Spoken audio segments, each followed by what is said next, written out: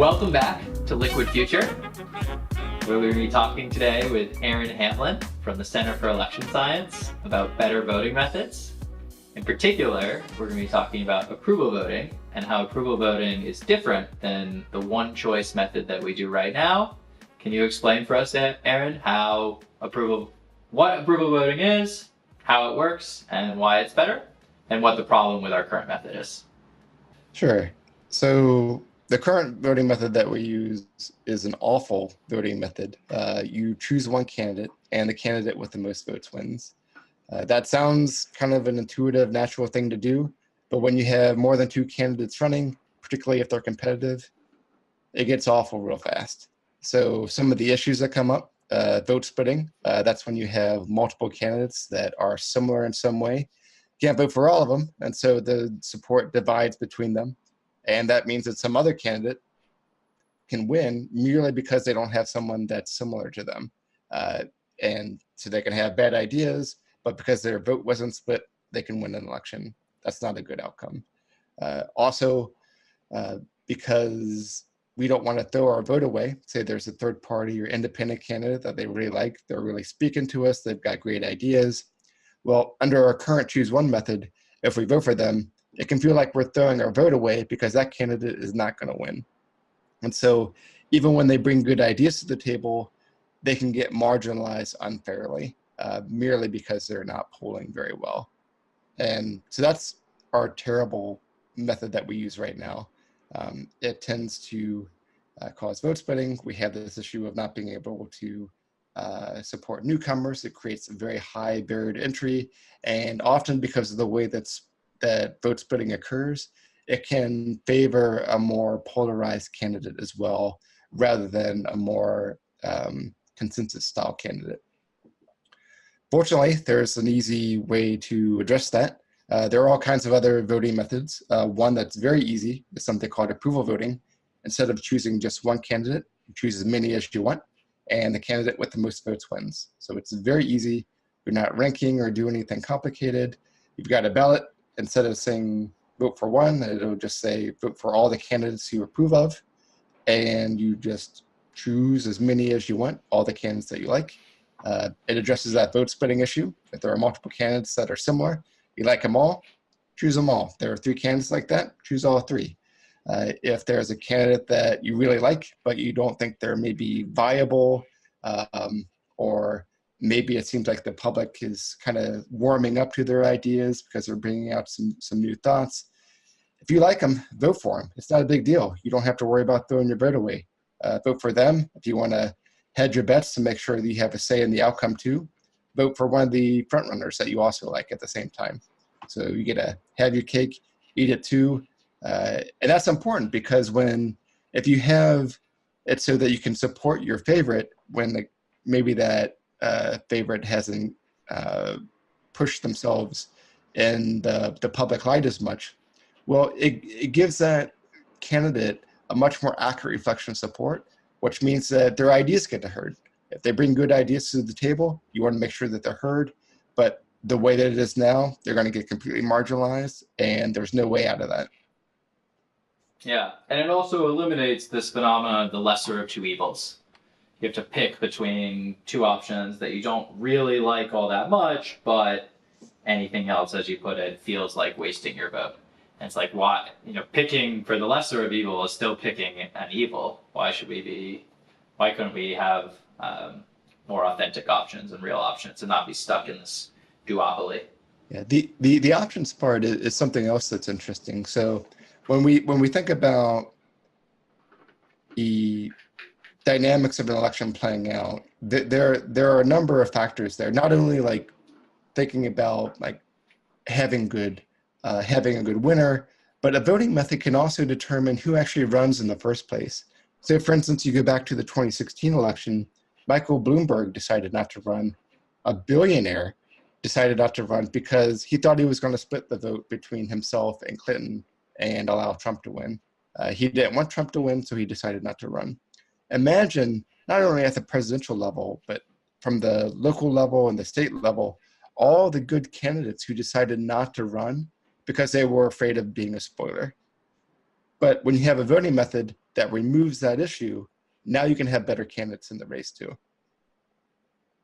Yeah, it makes a lot of sense. And then isn't there also, it seems like there's a phenomenon where it changes the dynamic of the campaign as well once the candidates are announced and in the race, where they're less trying to tear each other down. Like nowadays, I can't remember exactly how it's worded, but the refrain is that it's more effective to try to scare your opponent's base into not showing up than to actually get people to show up for you. Do you know what I mean? And so what you see with better voting methods, for example, here in San Francisco, we have instant runoff voting, and so we just had a mayor's race, and there was a lot more collaboration than you see traditionally in elections. It was quite nice that you'd see the candidate say, well, I think that my ideas are the best, I think I can do the best leadership, but this person, they're also a respectable person, because they're not trying to, the voting method doesn't make it into this one choice only dynamic where it's so hyper competitive, and they also are thinking, well, if I don't get your first choice, maybe I can still get your second choice, which has a nice effect. That's specific to instant runoff, but I think the same dynamic would apply with approval and other methods. There's a dynamic that's present merely by having more candidates in an election that's close, because when you're in a close election with, say, 3, 4, or 5 candidates, that tactic of mudslinging against another particular candidate doesn't work the same way, unless you got a lot of mud and you want to sling it at everybody, and then you just look like crap. I can think of some instances of that. Interesting. And then, okay, so I think we covered it. Oh yeah, the simple way that there's a few different ways that I like to explain it to people. One is if they're familiar with on a website and a web interface, it's the difference between a radio button where you can only pick one option and checkboxes where you can select all the ones you like. Very, very simple difference. The other metaphor that I like using a lot is when you're going out with your family or with friends and you're trying to decide, okay, where are we going to go to dinner? You don't say, okay, you only get one choice and you pick your favorite and whichever one gets the most. You say, oh, I could do this or I could do that, but I don't want to do this, but I could do this other option. And you take all your options and you kind of give them each a thumbs up or thumbs down. So we find ourselves naturally using this voting method for decisions like that we're trying to make as a group. Yeah, it Does would that be, make sense? Yeah, it would be really peculiar if we were trying to figure out where we want to go for lunch or dinner or something, and we were throwing out options, and you said, "Well, yeah, I like Mexican food," and I said, "No, you just said that you liked pizza. You only get to pick one."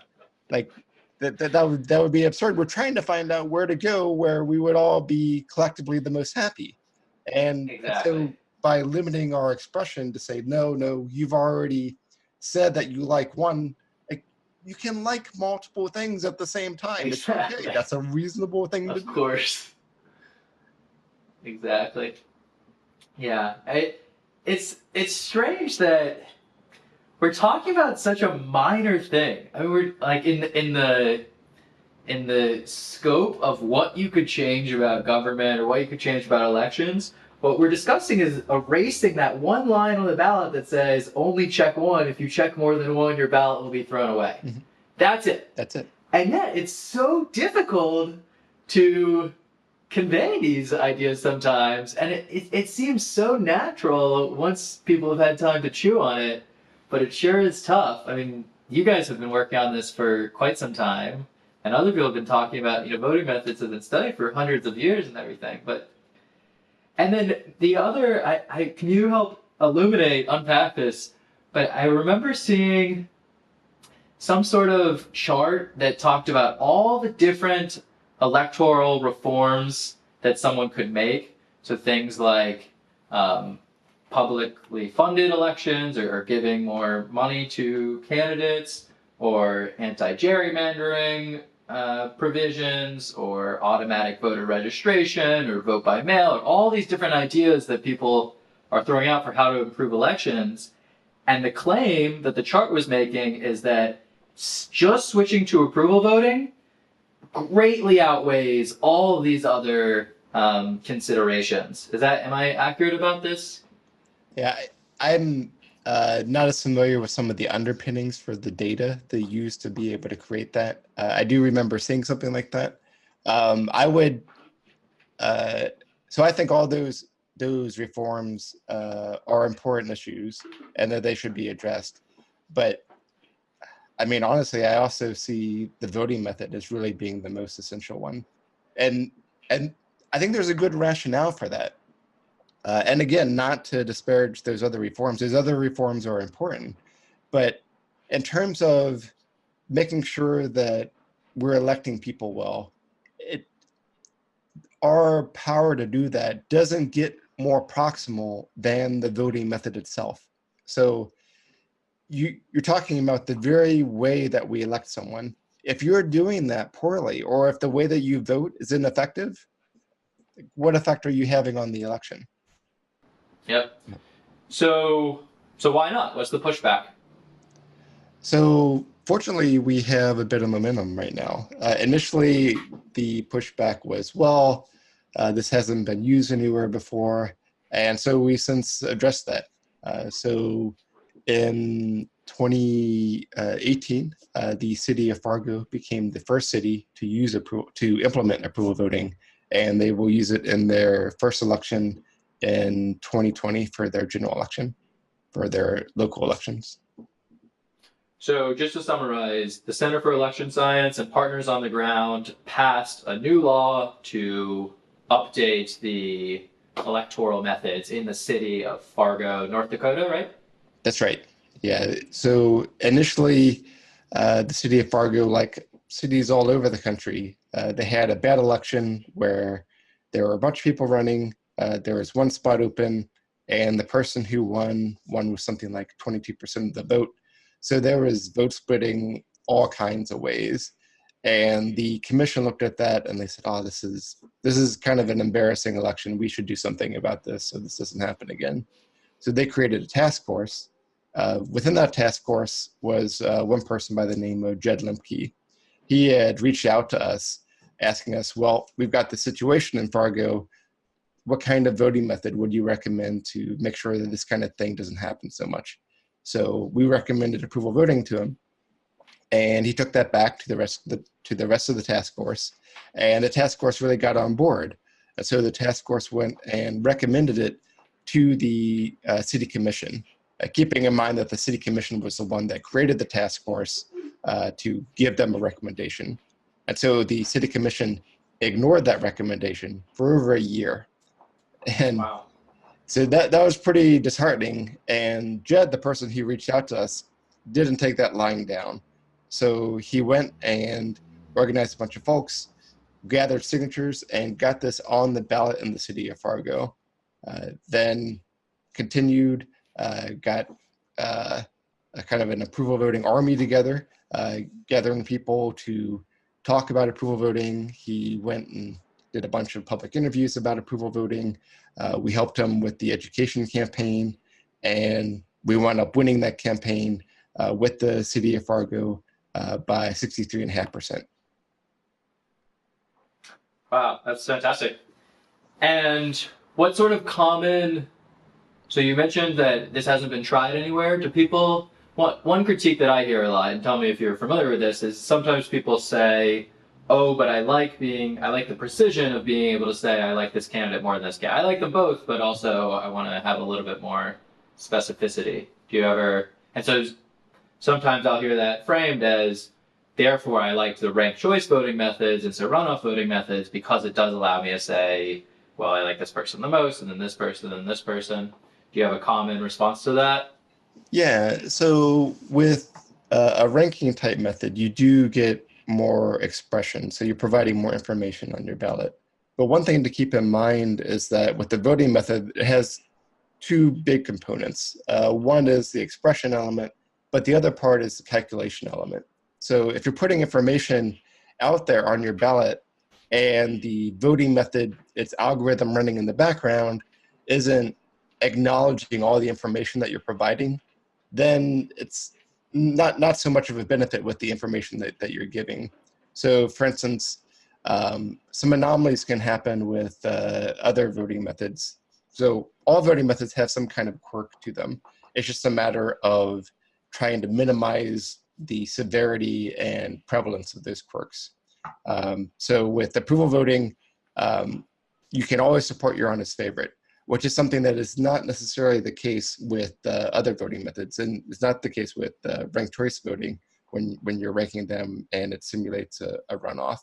Another component is that, say like for instant runoff voting, when you're putting this information down and ranking candidates, even when you see the results of the election, depending on how candidates were eliminated, it may not actually reflect the support for a third party or independent candidate. So if a third party or independent candidate is say like a second or third choice or like behind another particular candidate, if that third party was already eliminated early on, you never see that ballot data later on. And so even though people may be expressing some kind of support, that information may not actually be revealed in the tabulation process. So you don't actually see how popular those candidates are. Whereas with approval voting, with the information that you're providing, all that is being shown simultaneously. Nothing is wasted with the information within an approval voting ballot. So do you ever recommend score voting and range voting to people as well? Yeah, so score voting or range voting is another type of voting method, also within the same class of voting methods as approval voting. So it's within something called a cardinal class. So with and score voting / range voting, they're the same thing. So there you are scoring each candidate on a scale. That scale could be 0 to 3, 0 to 5, with 0 being worse, 5 being better. And so like approval voting, it's using all that information simultaneously. So it's just the candidate with the highest score or the highest average score is the candidate who wins. And so you're getting a lot of specificity there. The drawback to score voting is that it is just a little bit more complicated. So the ballot design changes a little bit. The idea of recognizing that you're scoring each candidate, that's a little bit more complicated compared to what folks are used to. But you do get a little bit more, better performance in terms of the outcome. It's there, it's not a huge difference, but it is there. And so when we're thinking, so when we're thinking about a voting method, we're balancing some things. We're thinking about how well this particular voting method is going to be able to perform in terms of getting a good winner, and then also what's the complexity cost that you're paying. So the reason that we go with approval voting, particularly with government elections, is that this is something where folks aren't used to a lot of different voting methods, particularly within this type of family of voting methods. And in order to move from where we are now, which is a horrendous place with how we do voting, to approval voting, it's a huge leap. And the complexity cost that you're paying is very small. With score or range voting, you pay a slightly higher complexity cost, and you do get a little bit further along. So in terms of circumstances when someone, it may make more sense for someone to use range voting or score voting, I would say when you have fewer voters, and voters are a little bit more savvy in terms of being able to use that type of ballot. There's a technical thing where when you take some kind of measurement of something, when you have more sensitivity within that measurement instrument, you're able to reduce the error that's associated with taking that measurement. And one way to, and so when you have a smaller sample, like fewer voters, being able to have a more sensitive measurement instrument like range voting or score voting is able to help address that. And so with approval voting, when you're using this for government elections, the sample size is so much larger that it's able to kind of create a buffer against the lower sensitivity of the measurement that you're taking with approval voting, which is just yes, no for each individual candidate. Makes sense. Yeah, I mean the famous example that I always think of when I think of score voting is Olympic figure skaters. You get a 9, and so when you only have 3 judges, of course it would be, you wouldn't have a lot of information if they were just saying thumbs up or thumbs down to each candidate, Yeah, to yeah, that's each right. competitor. So that makes a lot of sense. Okay, so what's next? Where does the Center for Election Science go from here? So we are looking to do a number of things leading up to 2020. So we've got a big election coming up. The primary for the Democratic Party is already looking to be crowded, which looking back to the 2016 primary for the Republican Party, they had 17 candidates at their peak. So we'll see how many candidates the Democratic Party can rival with. And Yeah. and in doing that, like, so when we're looking at elections, when we're looking at an election that's, say, only 2 people, it's not very interesting.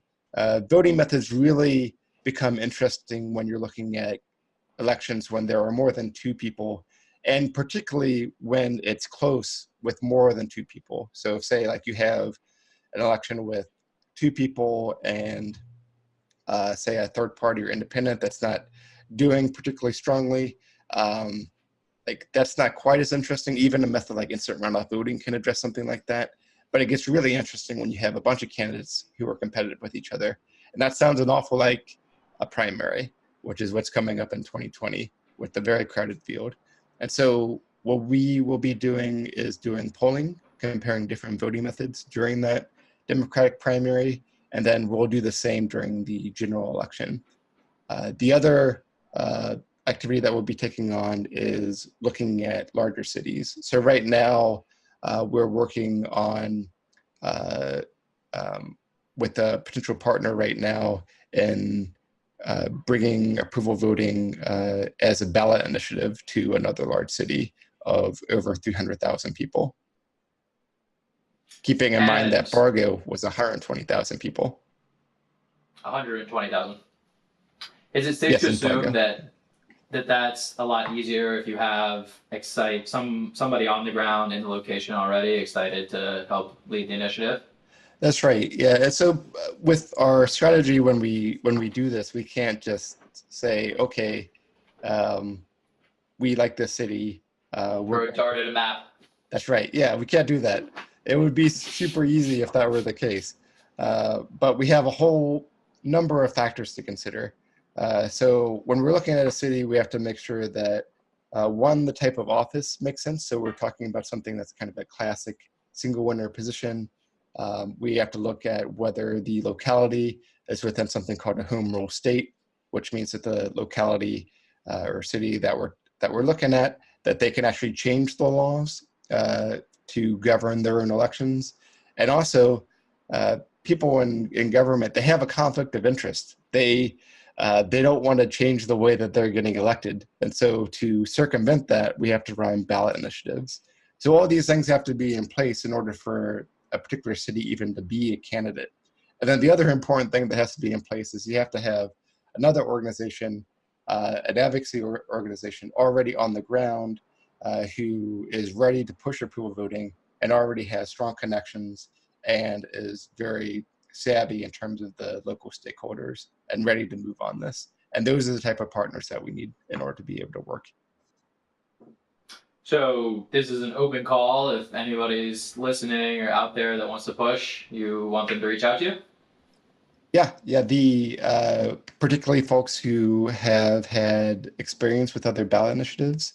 So great partners tend to be folks who have done other election reform efforts and are ready to go into voting method reform. Excellent. And how would they reach out to you? What's the best way to reach you? Contact at electionscience.org is a great way to reach us. That'll reach our Director of Operations and Programs, Caitlin Ali-Pena. So she'll be happy to talk with you. Perfect. And just stepping back, because this was really juicy, what you were talking about with the upcoming primaries. Is that, let's say that the Center for Election Science wanted to make the national Democratic primary its #1 focus. What would that actually take? You need the stakeholders within the DNC to sign off on it. because the primary is being run in so many different states, do you need buy-in from each of the individual groups running elections? How would that work exactly? So this is a more complicated problem because we're dealing with a number of factors. Here we're talking about a presidential election. So the an office, a single winner office that is nationally based. And then you're also talking about parties. And parties are in this kind of weird place where they're both a public and private organization at the same time somehow, where they get funding for their own primaries, and yet at the same time, they have a lot of say in terms of their internal rules for how they nominate candidates. But so technically, there is some space in terms of federal legislation that allows the federal government to control federal elections. But in terms of primaries for the major parties, for the president office, that's a bit trickier. So for instance, like state level stuff, looking at mayor, governor, those types of things, when we're talking about primaries, we can look at state and local statutes and be able to have some sway there, looking at ballot initiatives. But to try to get the primary at the for the presidential election in a way that's coordinated among other states is a bit tricky. So that's probably a bit more of a complicated problem. You can do it maybe one state at a time, but then you start to get into kind of quirky, unpredictable dynamics where a voting method has a certain property when it's kind of a standalone, but when you integrate it within a system, it takes on other kind of quirky attributes. So it's actually a way more complicated question than it may seem at first. Yeah. And then there's the difference of some states have their caucuses and other states are doing a traditional primary. So, I mean, there's just so many moving parts. It definitely does seem challenging. Yeah, you'd have to. So you'd have to be able to weight all of that and have the party itself agree on its overall nomination process. For instance, you can look at, let's see, we have one article on our website that looks at a primary nomination process for third parties, which would also work for major parties, and it deals with the differences between states in terms of how they do nominations. So for instance, you mentioned caucuses. Some states do caucuses, others do other different types of primary systems. So we had put out a proposal on our blog to be able to work with those differences at the same time. But at the same time, that is kind of weird because you're dealing with a national system with a bunch of different rules, and you're getting the national party to have a certain set of rules that accommodates everything, which in itself is kind of complicated. Completely. I think we were talking about the Interstate Compact, National Popular Vote. Yeah. Just that there hasn't been any problem. Issue was with whether a particular state using an alternative voting method would muck things up because the compact itself isn't specific about the voting method. Oh, interesting. Oh, I see. So you're saying even if the compact passes as currently written, it's okay because some states can adopt, as long as those states are using compatible, interoperable voting methods like approval voting or cardinal methods, then it's okay. Yeah. So technically, using choose one voting method and approval voting, you can add those together in order to come up with a national popular vote. There is a little bit of ambiguity within the current way that the compact is written because it doesn't specify the particular voting method. And so maybe that could be an issue given that that's not specified. But aside from that, you can totally add those vote totals together. Makes sense. Yeah. It's the Interstate Compact. It's really interesting. I've talked to some people working on it. It's surprisingly far along. I think they have 170 electoral votes already passed, and of course they just need to get to 270 for it to become active. And they have a number of states. They've passed it in one of the two one of the two chambers, like the lower house or the upper house, not the other, or even both houses. But then the governor vetoed it. So it's surprisingly almost like in secret been coming along, rather well. And it's the Sousa, the main organizer behind it, has been working on it for like 20 years or something like that. So I think it's pretty interesting. There was talk of what states are next. I think they're looking at Oregon and Utah, and I want to say Arizona or something like that. And there was some interesting progress happening there. So we'll see. The other thing, just stepping back again to using better voting methods in the primary, is it correct to say, my impression is that the 2016 election actually illustrates within the Republican Party and within the Republican primary what appears to me as an outsider as an obvious case of vote splitting. It appears like there were these a dozen very RNC approved candidates, and then Donald Trump, the RNC not approved candidate at the time, or they had to have signed this contract saying he wouldn't run as an independent, and there was this whole drama where he made them all come up to his office to get him to sign it, and it was a whole thing. But from my impression, it seemed like because Jeb Bush and Marco Rubio and Chris Christie and all these candidates that were much more like Republican orthodox were kind of competing for the votes, it created the room for Donald Trump to surprisingly come ahead. And I feel like I read some analysis somewhere that said that the actual number of votes that he received in the primary was something like 0.7%. Like it was an astronomical, it was a surprisingly small number of votes necessary because there was so many candidates and because so few people voted in the primaries, but that's all it took, and then he became the major party nominee. And so all of this is just to say that redoing that process, it seems like in this particular case, it would have actually potentially worked out better for the RNC, or what the RNC wanted at that time, if they had had a voting method other than just pick one. Correct me if I'm wrong. Yeah, there are, I think, good arguments for the major parties adopting approval voting for their primaries. So this isn't just a matter of, well, I got elected some particular way. I want to make sure that that's the way that I continue to get elected in the future. So, for instance, there have been past cases where we have strange gerrymandering issues where some Republicans have made some areas so partisan that they get primaried out because they made the district so conservative.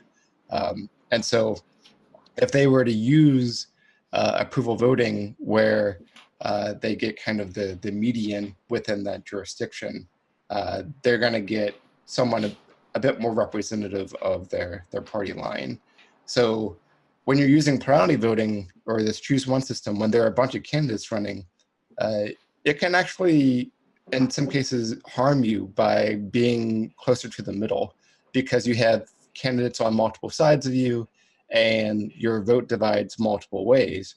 Whereas if you take more extreme positions, your vote may be split only on one side, and then you've got the whole tail end of the voters beyond that. That makes a lot of sense. Very interesting. And have you been able to have any sort of productive conversations with either of the major parties about adopting this? I mean, they're usually not very responsive, but... No, not with the major parties right now. We have spoken with some of the minor parties, like the Libertarian Party and the Green Party, and some of them actually do use approval voting either for internal elections or for some of their state parties. And lastly, before we go, Aaron, can you share where people can learn more about this and see any more information? Totally. Yeah. So if you go to electionscience.org, you can see our new site. It looks much better than it used to. It's all fancied up. We spent a lot of work on it, so we would love for you to be able to check it out. We have great content there. You can also sign up for our newsletter to make sure you don't miss out on any exciting happenings going on. So on our newsletter, we'll put out when we're coming to visit in your local city.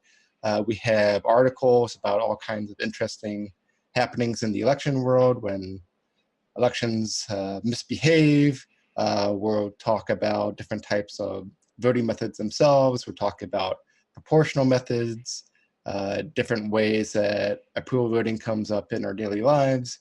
So all kinds of exciting stuff. And if you're on social media, we're on all of those too. So Facebook, Twitter, YouTube, LinkedIn, we're on everything. So. At Election Science? At Election Science. Make it nice and easy. Perfect. Exactly. Well, thank you very much. Thanks again for joining us. Thanks for taking the time and sharing your wisdom with everybody. Thank you. Take care.